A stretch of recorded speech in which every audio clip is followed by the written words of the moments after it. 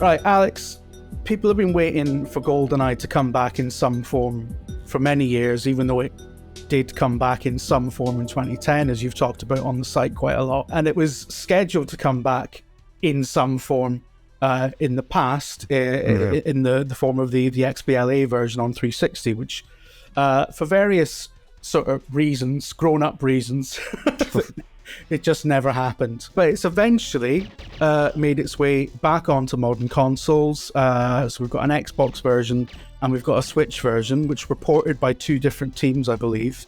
And there are... two different developers, flat out. Yeah, two different developers entirely. I mean, it's complicated there, but we'll get into that. Yeah. I mean, there are differences between the two, between the Switch version and the Xbox version as well.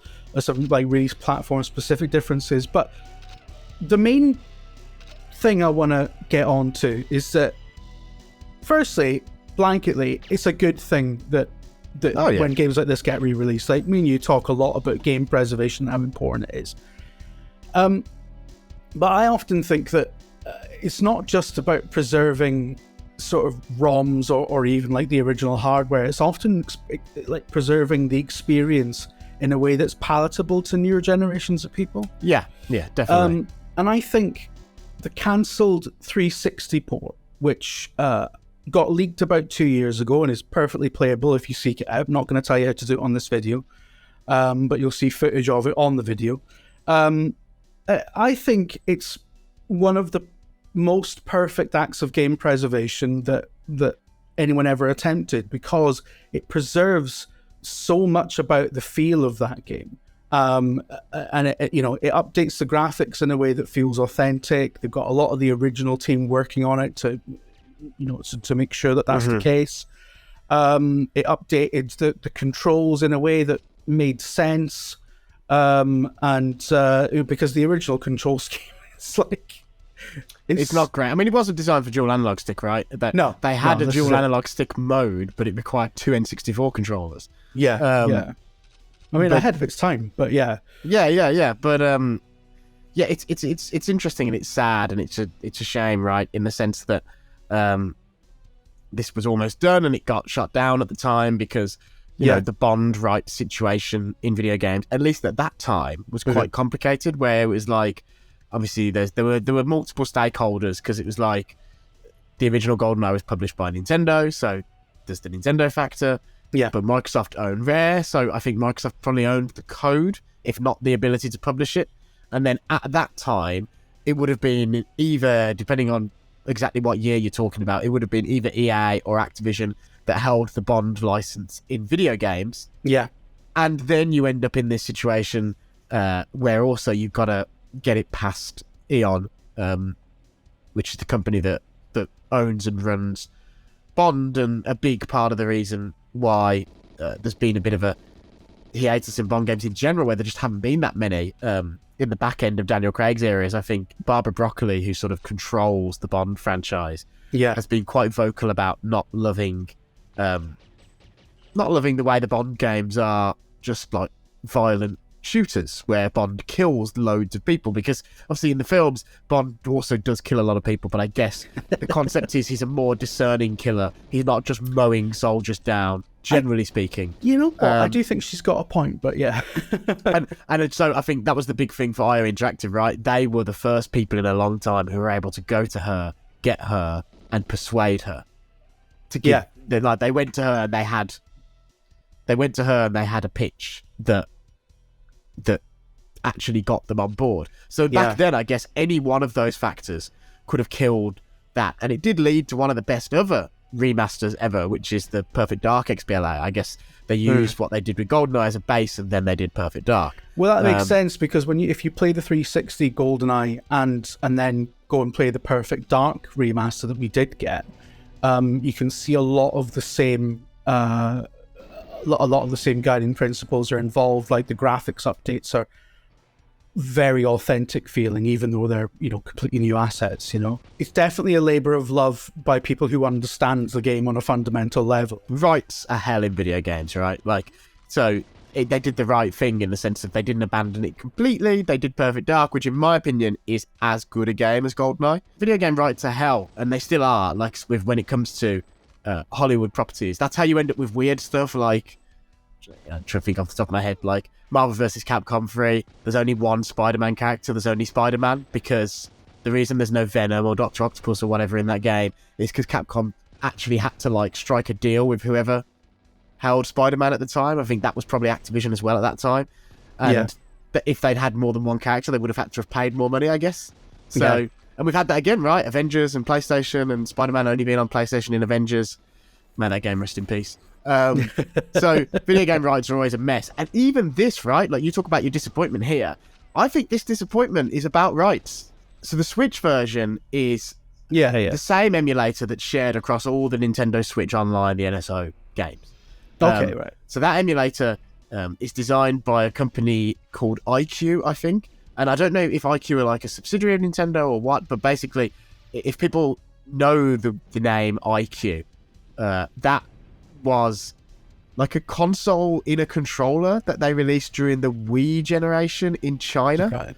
And everything was like distro rights managed, signed, and it was it was all N64 games. So they localized a bunch of N64 games for the Chinese market and put them out like one of those things you find on a dodgy stall in a market, but it was like an official one. And iQ software has been used throughout other Nintendo stuff ever since. And so that's their in-house emulator. People have already ripped it apart and discovered that basically the ROM that it loads is identical to the original version, except for one tiny change. They've removed the faces of Sean Connery, Roger Moore, and Timothy Dalton, because in the N64 versions, those faces are in the game as options for the multiplayer, but they're unused because they couldn't get Connery to sign off his rights. And they were like, well, if we're not going to have Connery, we're not going to have any of them. So... But they left them, they were still in the ROM, so you could hack them back in and stuff. Nintendo obviously wants no part of getting sued by Connery's estate or whatever, because they've literally stripped them out of the ROM. But that's the only change they've made. Runs at 720p, and it runs more like it's quite an accurate emulation to the N64. Incidentally, if you haven't played both versions, this is why the Switch version has online and the Xbox version doesn't, which sucks, which we'll come to. But the reason is that emulator that they've built inherently supports online. But if you've got the Xbox version and you're pissed off that there's no online, be rest assured what is there on Switch is an emulated version of the split screen experience. So when you say you're playing GoldenEye online, it's 4-player split screen. There's no matchmaking. The only way you can do it is by physically coordinating with your friends outside the game and sending invites and stuff to get 4 people into a game. And then you can still screen look and stuff because it still runs in 4-player split screen as well. It's still the same. It's the same game basically. All the emulator's doing is tricking the game into thinking the 4 people are in the same room as opposed to different on controllers. You compare that to what the XBLA Perfect Dark was like, which has some of the best GoldenEye levels and guns in it anyway. That straight up turned it into a modern online game with leaderboards and matchmaking and all that makes sense. Yeah. So that's the Switch version, and some of the emulation is like inaccurate here and there, but this is emulation. That's how it goes. Unless you're doing FPGA, which is at hardware level, you're going to have imperfections. And then the Xbox version is a custom emulator that was specifically built by another developer. And this is the interesting thing. It's an emulator. So that other version is a port. The version that didn't come out, but this is an emulated version, and I wonder what the deal is there. So it's an emulator, but it runs at 4K. They've obviously patched a bunch of stuff on top, modern control scheme, pulled out. Yeah, they've made the alterations. Like you can see an Xbox controller in the watch menu and stuff like that. It's effectively a hacked ROM, I guess. Yeah, I guess that's what you would say. Yeah, and it's, but yeah, and I wonder. But I think the rights thing is probably maybe they couldn't come to an agreement. Maybe Microsoft didn't want to port the old version to Switch, and Nintendo was saying, "Well, we're not going to let you do it unless we have parity across the versions or relative parity." Yeah, maybe it was Eon. Maybe come back to what we said earlier about Barbara Broccoli and not liking the violence. Maybe they were like, we don't mind the old game being re-released as is, but we don't want a modernized version being that's released. also, Could be that. Yeah. So it's hard to say who's to blame, but it does sort of suck. The only solace is that good one did leak and it's playable. Yeah, like I said, we're not going to tell you how to do it, but I mean, it's the easiest thing in the world to Andy get a hold Hamilton of. on Twitter, and he'll tell you how to do it. Ask Andy Hamilton. Yeah, he'll standing that opens his trench coat and there's just loads of N64 ROMs. He's got that running on an Xbox, which is that is astonishing. another interesting development as well. Yeah, the Xenia, the 360 emulator is now running on Series S. I don't even think it needs dev mode, does it? It's a weird one. But yeah, it's any modern Series Xbox can be switched into dev mode to run unlicensed code and stuff like that. Yeah. So it's an interesting time. I was joking with Andy Hamilton earlier about getting a second Series S to be like a 360. But yeah, it's not a bad idea, to be fair. It's pretty not a bad idea at all, is it? I mean, you get better backward compatibility than the actually pretty good backward compatibility suite that's already official. But I just want to talk about playing the 360 version compared, because I played just like the first like 3 or 4 levels. Yeah. Just to see what the main differences were. And I love the 360 version is incredible. It's got that kind of thing that was very popular at the time and still is where a remastered game has a toggle, a real-time toggle where you can switch back and forth between the original graphics and the new ones. Which I don't think Perfect Dark had that. That was the one sad thing. No, it didn't. It didn't. And like Monkey Island had that, and I loved doing that with every scene in Monkey Island. Halo. Halo. The Halo's a really Chief interesting Collection. one because I think that showcases how video game art design has got a little bit worse. Yeah, where the original stuff because better. the original is like a bit more colourful, a bit more vibrant. It's easy to tell where you're meant to be going because of the way those colours and lighting's used. Is so flat on the new and one. you flip over to where it looks like, I guess that came out right around the time that they were working on Halo 4, which had a much more dour look, and so they the lighting's darker and everything's a bit more boring, and the levels are a little bit less clear as a result. That's an interesting. But yeah, Halo's the one that I think of when I think of toggles. Yeah, it's really like I love that, and it's technically it's wizardry as well. You've effectively got 2 versions of the game running at once to be able to achieve that. It's incredible. It's interesting little things though. Like even if you play that version, the 360 version on the original graphics setting, they fixed it in a bunch of ways. So imagine it this way, because a lot of people have been complaining about this on the Xbox version. So the Xbox version, there's a lot of like seams in the levels where you can see the skybox through walls and stuff. And the reason that happened is the Xbox version is an extremely accurate emulation, but at fucking 240p on a low-res CRT, which is what the developers would have been looking at the game on, you couldn't see those seams. They just disappeared in the lack of detail. Yeah. And actually, even on the Switch, which has this lower resolution, more N64 accurate presentation, a lot of those seams also disappear. But you see this in all early 3D games now. If you up-res them, you up-res the original Crash Bandicoot, Sonic Adventure, Ocarina of Time, any of those games. Some are better than others, obviously, but you always see these seams here and there. But GoldenEye's particularly bad for it, I guess, because it was that team's first ever 3D game. Yeah, there's loads of like flickering geometry as well and stuff like that. Some of that, however, is quite N64 accurate. So I don't know. It's like, because the N64 did that a lot, and so I guess if you're emulating it and you're trying to get as close as possible, you might not deliberately emulate that, but by emulating the hardware right, you might cause that to happen, I guess. Yeah. But it's I've seen a lot of people complaining about the seams, and that's the difference. Is that on the 360 version, they'd gone in and tweaked all the geometry to make the original version feel seamless. And I guess that's the thing, right? We're talking about, it's about it feeling the same as you remember, but not necessarily actually being how you remember, because how you remember it is actually a little bit crap. And like the examples of the best like remakes or remasters, like the 3DS Zelda ports of the N64 games, are amazing because they are how I remember Ocarina of Time looking, but that is not how Ocarina of Time looked. Yeah. I mean, it's one of it's a fairly common sort of compliment that people give to remakes and remasters, isn't it? It's like this is how it was in my head, you know. When you go back to a lot of these old things, they're often quite disappointing because they cannot live up to the memories you have.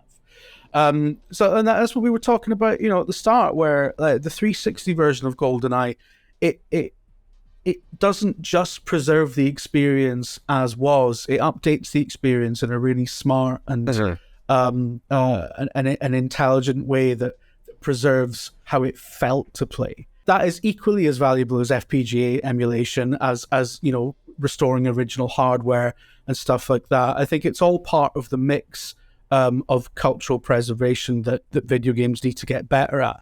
And I think it's a bit of a shame that they couldn't, for whatever reason, because you know they probably would have done if they could, because the work was mostly done, that they couldn't have used the far superior 360 update. It strikes me for as this release. It strikes me as it's lovely that Nintendo and Xbox have a good relationship and are working together.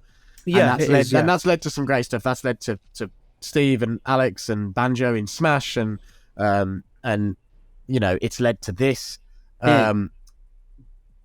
But also it's clear that even though they're working together and they're talking to each other, and it feels like those two, they have a pretty good relationship. It always feels like Sony's the one that's a bit of a petulant child and doesn't want to be seen in the same room as the other two. But even then, it's fair to say, I think, that you've got a situation here where what has happened is there's been, you know, a Mexican standoff of sorts over the rights. And what they've both done is basically kneecapped each other. So both the versions are a bit crap. So the N64, so the Switch version is an emulated N64 version to a fault, and that means it feels extremely old. And they haven't even changed the control scheme, so you've got to remap it on Switch.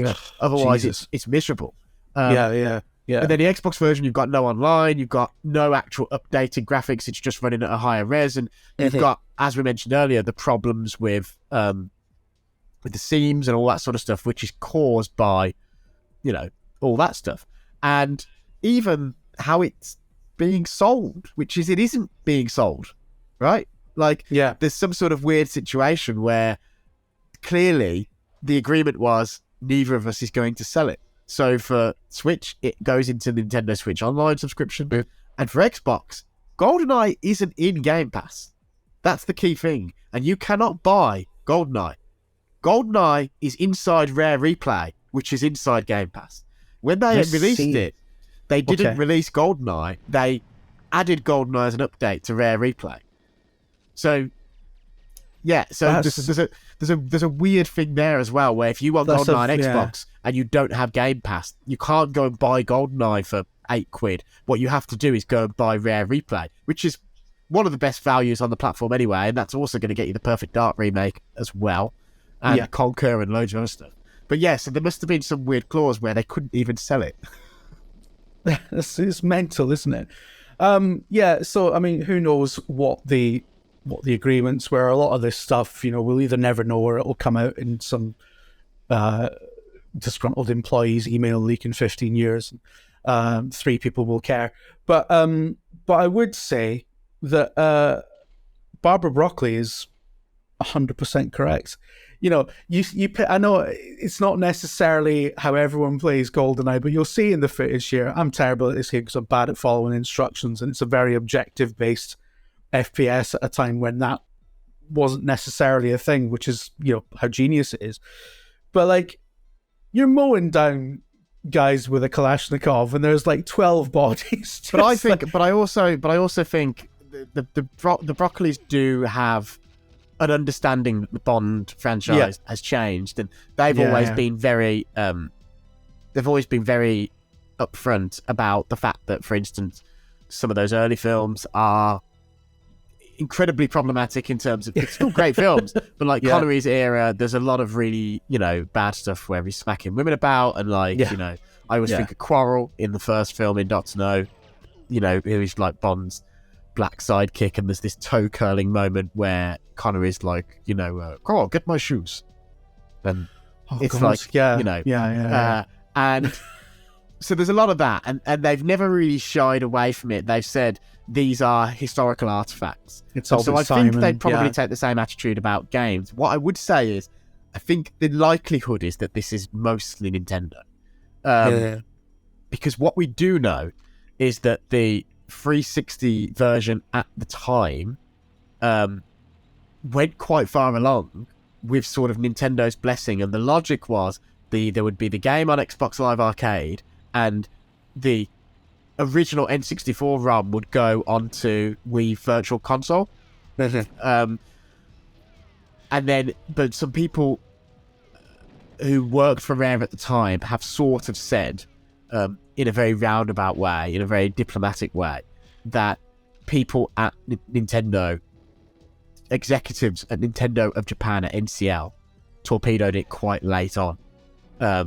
Where I think what happened really was there were quite good, fruitful conversations between probably Nintendo of America, Reggie's Nintendo at the time, and Microsoft/Rare.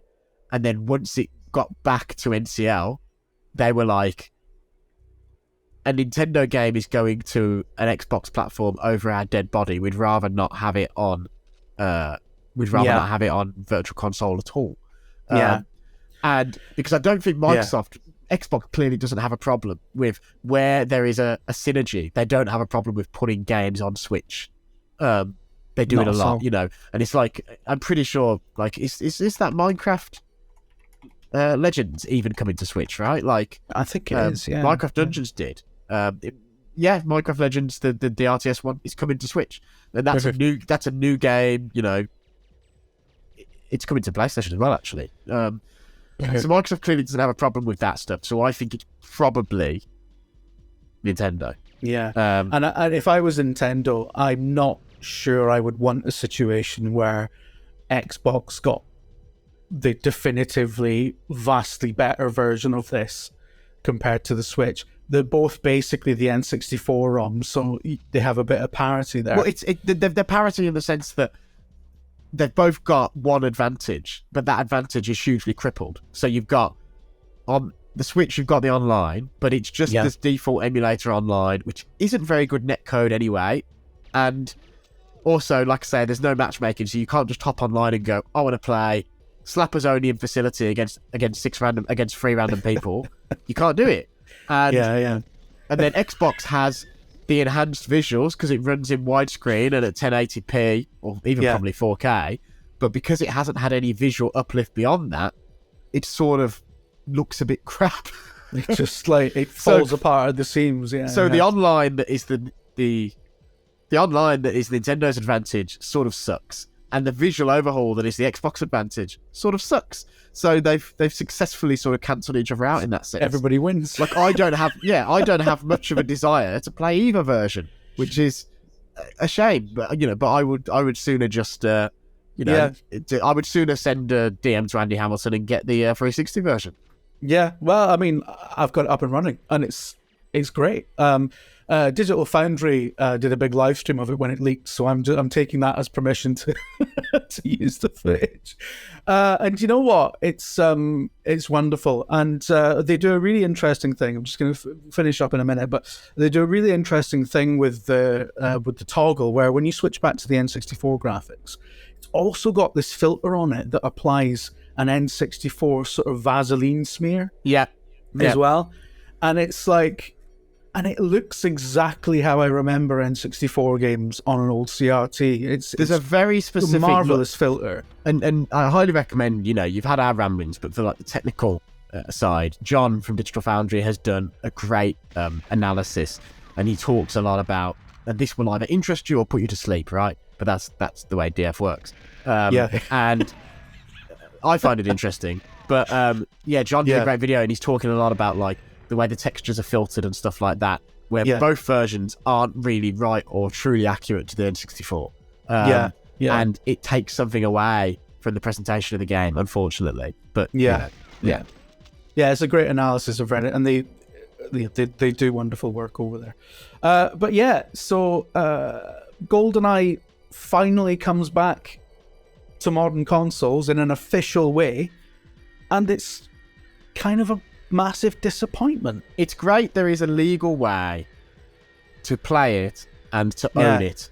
But I want to finish just by saying that, and I hope you agree with me, I think if the rights situation that entangled GoldenEye for decades can eventually be sorted out, then it gives us a little glimmer of hope about Simpsons Hit and Run. You know, because surely... the interesting thing about that one is I can't imagine that the rights situation for Hit and Run is that complicated. Well, no, there's not as many players, right? Disney owns everything Simpsons now, so it's all Disney. I don't think the developer exists anymore. Or if it is, it's like just part of... Because they did the prototype games, didn't they? Yeah. The guys who made Hit and Run. I don't know what happened to them after prototype. I don't know if they closed, or... I know there was a third prototype game that was cancelled. Yeah. They're still being sold, those games, so... But, but like, and then Vivendi, obviously that's Activision. So really, the only players should be Activision, Blizzard, and Disney. Yeah. And I can't see why Activision would be difficult, unless, you know, maybe we need to be campaigning the competition authorities to allow the Microsoft deal to go through. Maybe that's what we need to do. But you have to imagine Disney's sort of gone back and forth a lot in video games. And they have... God, I remember going to an E3 where Disney was making a huge push on video games. And this was around the time they were doing Epic Mickey and all that sort of stuff. I remember going to play a Pirates of the Caribbean game that was basically a BioWare game knockoff. Yeah. It was structurally the same as your pirate ship was your Normandy really or whatever. Yeah. And I played that and it was pretty good. And then like 3 weeks after E3, they cancelled it. And that was when Disney just then they cut they cut loads of jobs from the games people and like all that sort of stuff. But now they're getting back into it and they've got some great people there. And you know, they've got like John Drake, who used to be at Harmonix and PlayStation there. And they're making smart moves. So, you know, hopefully they're looking at The Simpsons and going, we need to do something about this. Hopefully things like we can get good modern re-releases of all the old like Marvel vs. Capcom games. That would be nice. Yeah. We just need one media company to buy everything. That couldn't possibly cause any problems. Yeah, exactly. I mean, what's the issue here? Or just nationalize it all. I mean, fuck that would be preferable. I've been Jim Trinker for VG247, and you should definitely like and subscribe, because if you don't, you smell. Check out the website, check out the podcast, check it all out. Check it out like it's Supermarket Sweet, man. I'll speak to you later.